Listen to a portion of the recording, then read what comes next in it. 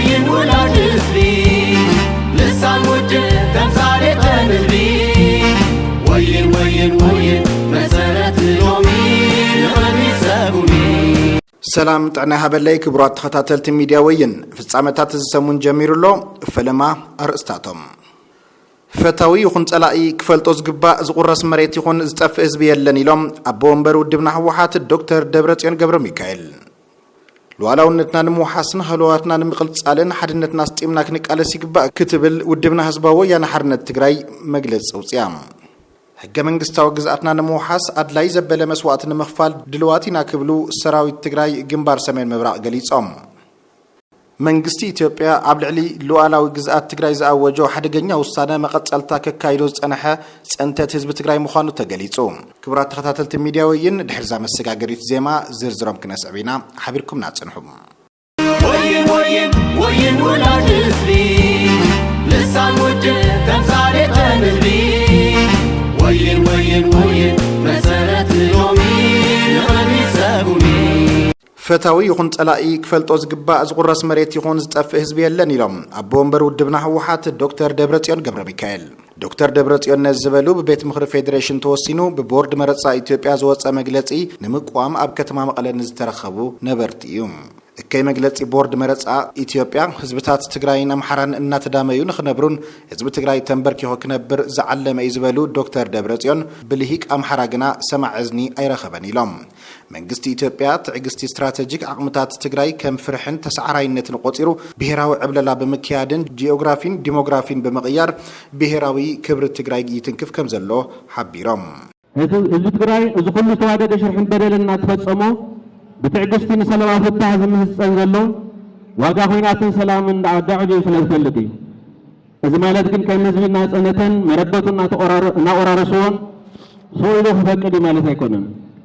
هذا الدرين وعلى طرح زي كونس نسبات زهاجر نبيرهم منتهم توديهم كقالسو عارفون بعثهم كم محاضروا مسوات ففل هزمهانو نايقروا تاريخ زمسكروي ህዝብ ትግራይ መሬቱና ተቆራረሰ ተመዛበልቱ አብ ከቢድ ጸገም ወዲቆም እናሃለው ስቂሉ ዘይርኢ ህዝቢ ከም ዝኾነውን ዶክተር ደብረጽዮን ሓቢሮም በመስዋዕት ወለደ ታዓቂብ ዝመጻ ክብርን ጅግነት ህዝብ ትግራይ ኣብዚ ማዕል በጽሒ ዝሕፍር ታሪክ ስራሕ ዘበቲ ምዃኑን ባጽምት ደካል ታነጸት ወድብታ ህወሓት ሕዙን ቃልሲ ወአደት ታዓቂባ ንምሃስ ለናኻን ለዓላውነት ካን ከምውን ምርጋጽ መስል ዓርሰውሳና ሃፍት ገብረ ቃልሲ مرح الجامعة تمتواسا كنراغز الكانفتو بريزيدنت ጊዜያዊ ምሕዳር ትግራይ ጀነራል ታደሰ ወረደ ብግዶም ወሊ ፕሪቶሪያ መልዩክ ፍጸም ከም ዘለዎን ሉዓላዊ መሰላት ትግራይ ድማ ክኽበሩ ጸዊዖም ሕዙን ብዝተፈላለየ መገድታት ኩሉ ጻዕርታት ብሰላምን ብፖለቲካውን ጉዳይ ዝፍትሐሉ መገዲ ኩሉ ጻዕርታት ተጠቂምና ኩሉ ዓይነት አልሲ ተጠቂምና تشجر بسلام تفتح المجدي كندلي يجبع وين ولاد حزبي لسان وجه تمثالي تنهبي وين مسارات يومي لغني سابوني لوعلاونتنا نموحسن هلواتنا نمقصالن حدنتنا سطيمنا كنقالس يغبا كتبل ودب حزباو ينحرنت تግራይ ገሊጻም ودبنا حوحات نزبلت المبل 130 عامت كوينات عدوى مغنيات بمقبار أبزوت مجلسيوم ملوء تحستو سعيبك قربيوم كوينات عدوى مقصلت حزب تግራይ أنصار بعداون نايوشت تشقونتن نزمانات زكايرو قالسيوم كوينات عدوى مرأيا صنعت جግንነትን أيجزاين بهلاينتن حزب تግራይም كوينات عدوى أبت زبن زنبرة لعلنا بعداوያን ወረርቲ تقاليسكا مسعر كم زكال نملا أبتحتي بعداو مجزات زنبرة حزبታት زمسكر سند تاريخيوم كونات عدوى أب مريت تግራይ بحزب تግራይ أنصار بعد ورار استفصم جزيف تاريخ ولدنا يوم قدم 130 عامታት ዝነበረ كونات عدوى እንትንዝክር ካብቲ ታሪክ ኣወን ተዓቂብኻ ክፍተታት ብምእራም መድረኻው ለኡኽቶን ምዕዋት ኣብ ንገብሮ ዘለና ቃልሲ ተመክሮ እንቀስመል እዩ አርበኛታት ወለድና አንጻር ወራርን ወጽዓን ዘመናት ተቃሊሶም እዮም ኣብዚ ሕዚ ዘለና የመድረኽ ድማ ህዝብ ትግራይ ዝሓለፉ ዓመታት ጄኖሳይድ ተኣዊጅዎ ህልውኑን ምቕጻል መሪር ቃልሲ ኣካይዱን የካይድነሎም ካብ ታሪክ ዘይመሃሩ ጸላእቱ ድማ በአንጻሩ መረበቱ ሸባዲዖም ንምብትታን ስልቲ ሓንጺጾም ሓድሽ ዝመስል ኣዋጅ ኣብዚ ኣወጅሉ እዋን ኣለና ህዝብና ድሕሪ ሕዚ በመንግስት ኢትዮጵያ ዝተአወጀ ውሳነ ብሉዓላውነትን ህልውናውን ከም ዘይደራደር ብዘካየዶ ህዝባዊ ሰልፍ አቢሉ ብዕሊ ገሊጹ እዩ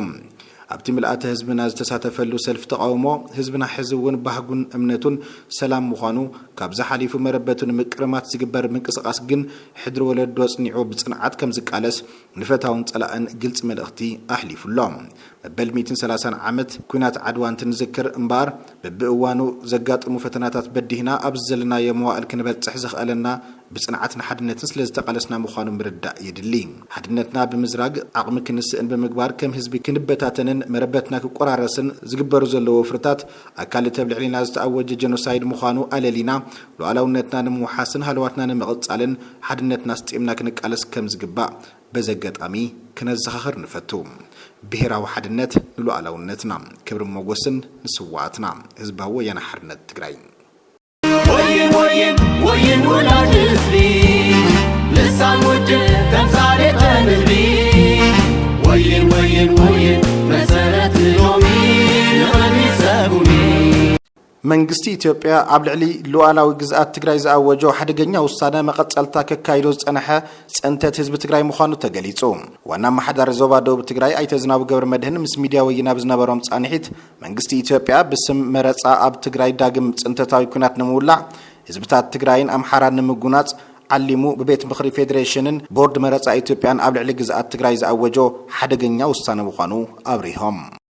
መንግስቲ ኢትዮጵያ ንመስርሕ ሰላም ውዕሊ ፕሪቶሪያ ንጻውዒት ሰላም ህዝብን መንግስትን ትግራይ ንጎን ገዲፉ መሰረታዊ ሸቐጣት ዓጽዩ ቅሉዕ ደብዳብ ነፈር ተካይዱ ተመዛበልቲ ኣብ ከክንዲ ምምላስ ሓደሽቲ ተመዛበልቲ ክፍጠሩ እናገበረ ጻሕታራይ ኩናት ይኸውን ምህላውን ሓቢሮም ሕዚም ግን ድኾነ ምኽንያታት ፈጥሩ ላወራር ከኣት ይደሊ ከም ድሎ ክግንዘብ ስለ ድግቦ ህዝቢ ኢትዮጵያም ክቃለስም ስለ ድግቦ ኢና ተማሊም ኣብ ሰልፊ ይወጽና ማለት እምበይት ስርዓት ሓደ ግዜ ዓለሙ ድወፀ ስለዝኾነ ንሓና ድምጥፋእ ቆርጹ ትልዓለ ስለዝኾነ ሰልፍ ስለ ድወፃና ገለ ድገድፈና ኣይኾነ ብኡ ኣብልና ድማ ህዝብና ሓድነቱም ካጠናኽር ኣብ ቅድሚኡ ድሎ ተደቀን ሓደጋታትም ክርዳእ ካብዚ ትበግሱ ድማ ወዳወታትም ካጠናኽር ሰራዊቱ ካጠናኽር ጠቅላላ ምድላዋት ገብሩ ድዝወራር እዚ ክምክተሉ ድኽእል ስነ ልቦናዊና ተግባራዊ ድልውነትም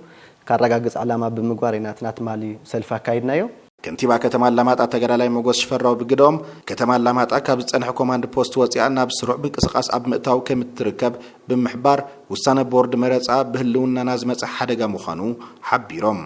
ኣብ ደቡብ ትግራይ ከተማ አላማጣ ኮረም ኦፍላ ዛታ ኣብ ምዕራብ ትግራይ ድማ ባጠቃላሊ ሑመራን ወልቃይትን ጸለምትን ኣወዛጋቢ ቦታታት ብዝብል መሰረታዊ ሕገ መንግስታዊ ጥሕሰት እዩ ንሱ ጥራሕ ዘይኣኸረ ናይ ህዝቢ ሉዓላውነት ዝተሓሰ ናብ ኩናት ዘእቲ ዘምርሕን ትንኮሳ ስለ ዝኾነ ብቁልጡፍ ክእረም ንጽውዕ ነበርቲ ከተማ አላማጣ ብግዶም ግዝኣትና ከይድፈር መስዋዕት ተኸፊሉሉ እዩ ሕቶ መንነት ሃሊና እውን ኣይንፈልጥን ኢሎም ክልቲ ህዝቢ ካልኣይ ናብ ግጭት ከም ሰላም ስለለን ፈለጠን ኣብ ክልቲና ናብ ግጭት መጣ እዩ ዘኸላይ ሽርሕ እንትፈጠረ ማለት እዩ ማንነት ህዝቢ ትግራይ ድጥሕስ ጸረ ህገ መንግስቲ እዩ ወይን ወላድ ህዝቢ ልሳን ውድብ ተምሳሌተ ንህቢ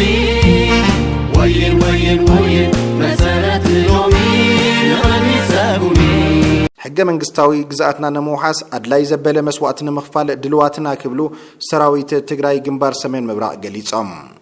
መንግስቲ ብልጽግና ዝወሰኖ ግዝኣት ትግራይ ዝቆራርስን ህዝቢ ትግራይ ዝበታትንን ጀኖሳይዳዊ ውሳነ እንተዘይኣሪምዎን ናብ ተግባር ክሰጋገር እንተሞኪሩን ንሕና ሰራዊት ትግራይ ምስ መላ ህዝብና ብምዃን ዝተማልአ ሕገ መንግስታዊ ግዝኣትና ንምውሓስ ኣድላይ ዘበለ መስዋዕት ንምኽፋል ድልዋይትና ክብሉ ሰራዊት ትግራይ ግንባር ሰሜን ምብራቕ ገሊጾም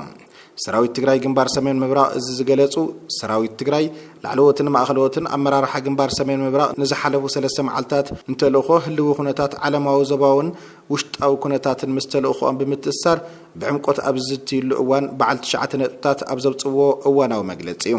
ከም መግለጺ ሰራዊት ትግራይ ግንባር ሰሜን ምብራቕ ኣብ ቀረባ ግዜ ብውሳነ ብልጽግና ዝምራሕ ቤት ምኽሪ ፌደሬሽን መረጻ ምክያድ ብምግባር